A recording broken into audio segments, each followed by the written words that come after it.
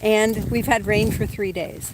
Not giant rain, not the downpours that some areas have had, but we've had consistent rain for the last 3 days. And our ground is, we're mostly rocks. So just so you know, like that's a rock. This is my driveway. We're mostly rocks, and so there's not a lot of topsoil here. Why would that be? Well, not a lot of things grow on rocks, and so you don't get a lot of decomposition, so you don't it doesn't generate a lot of topsoil. And so our topsoil is, pretty well soaked. I said the other day how we needed the rain. We're so grateful for it. Everything looks so nice and green. This is usually what things look like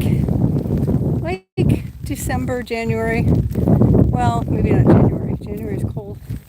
But earlier in the year, not in the middle of the summer. And as you can see, if you look out over the valley here, there's rain everywhere. There's not a lot of traffic on the road today because it's the weekend. And we are hearing more reports from our friends who are more south of us and experiencing floods. And there are a few people who we know whose houses have been impacted, and our hearts go out to them.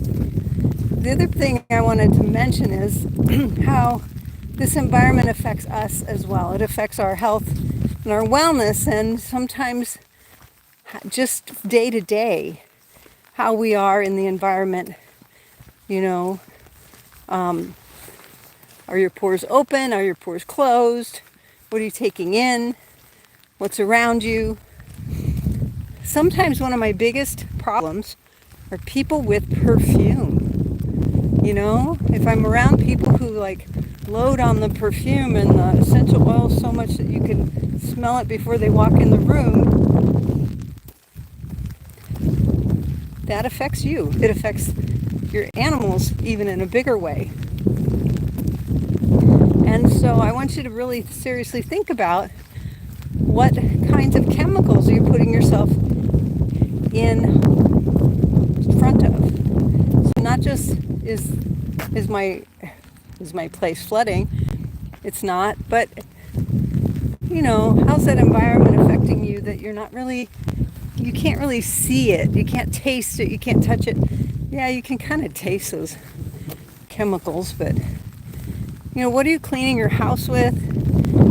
Are you cleaning it with things that make it smell pretty? Or are you cleaning it with things that actually clean and help it smell like air outside?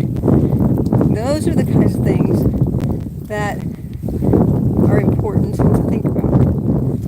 And those can affect your animals as well. I know lots of people who disinfect their stalls with chlorine bleach.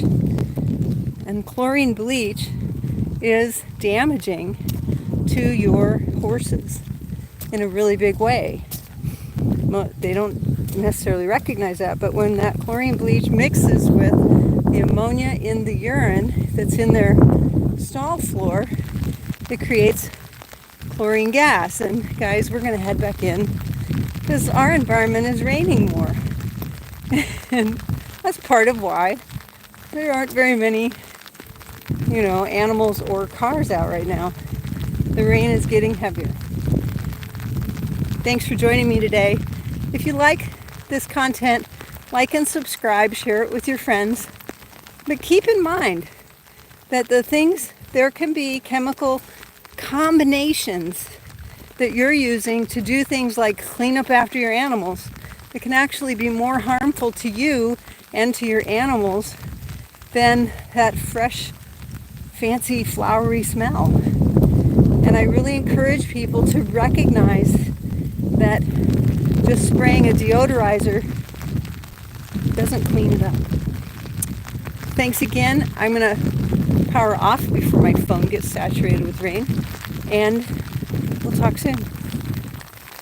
If you're a veterinarian or a chiropractor, don't let me forget this part, who has yet to add animal chiropractic to your practice, and you want a way to help those animals detox and clean out their systems, find us today at animalchiropracticeducation.com. I see Teddy's in